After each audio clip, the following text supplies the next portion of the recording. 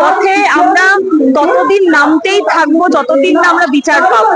আমরা যতদিন না বিচার পাচ্ছি, আমরা রাস্তায় রাত দখল, দিন দখল, দুপুর দখল, যা ইচ্ছা মুখ্যমন্ত্রী যত ইচ্ছা ধুমকি দিয়ে দিক, আমরা সেটা শুনছি না।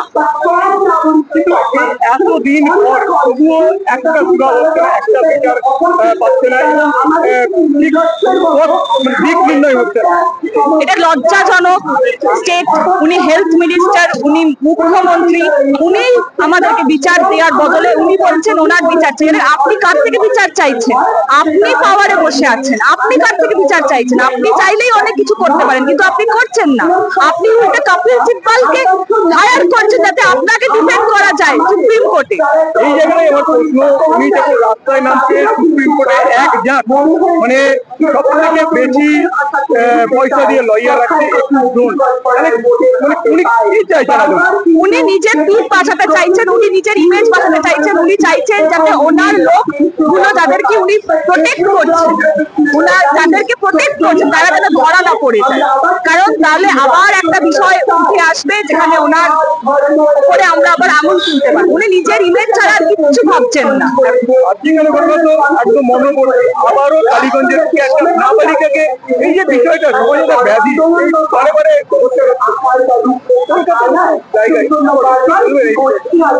দেখুন, এই বিষয়গুলো ঘটতেই থাকছে। আমাদের একটা সঞ্জয়কে আমরা টার্গেট না করে এগিয়ে আমরা কোনো সমাজকে যদি টার্গেট করে এগোই যে তাকে আমরা কিভাবে চেঞ্জ করবো। তিলোত্তমার বাবা মাকে অত টাকা দিয়ে দিলে তার দুঃখের কোনো সুরা হচ্ছে না। তো আমার মনে হয় যে ওনার সোসাইটিকে আরো বিশেষ করে মানে পাল্টানোর উচিত।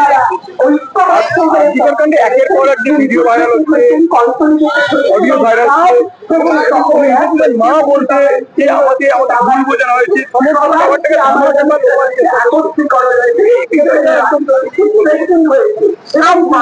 প্রশ্নের মধ্যেই উত্তর লুকিয়ে আছে। আপনি নিজেই যখন বলছেন, আপনি বলছেন যে ধামাচাপা দেওয়ার চেষ্টা হচ্ছে। ধামাচাপা কেন দেবে? এরকম একটা বিষয় ধামাচাপা দেওয়ার মতো কোনো জায়গা আছে কি?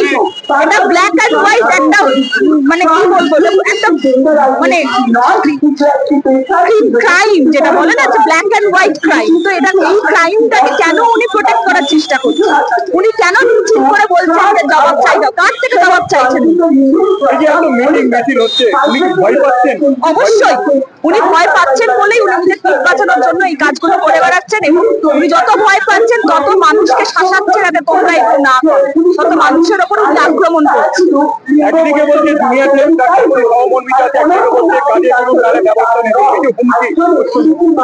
উনি নিজে ভয় পাচ্ছেন। তো উনি আজকে যদি ডাক্তারদের প্রফেশন হচ্ছে একটা, আমাদের ছোটবেলা থেকে শেখানো হতো যে পড়াশোনা করলে মানে ডাক্তার ইঞ্জিনিয়ার হওয়া যায়।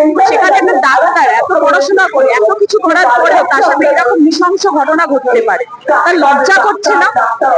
তার একটু লজ্জা বোধ হচ্ছে না? সে জুনিয়র ডাক্তারদেরকে থ্রেট দিচ্ছে কি? তার সেফটিটা কোথায়? তারা কিভাবে কাজ করবে? বলছে মেয়েদেরকে রাত্রিবেলা কাজ না করার জন্য সেই পদক্ষেপ নেওয়া দরকার। আরে মেয়েরা কেন রাত্রে? আমরা এত বছর ধরে মেয়েদের অধিকার মেয়েরা নিজেরা দখল করেছে বলতে গেলে, সেই দখল করার অধিকারটাকে উনি কে বলাচ্ছে না মেয়েরা রাত্রে কাজ করবে না?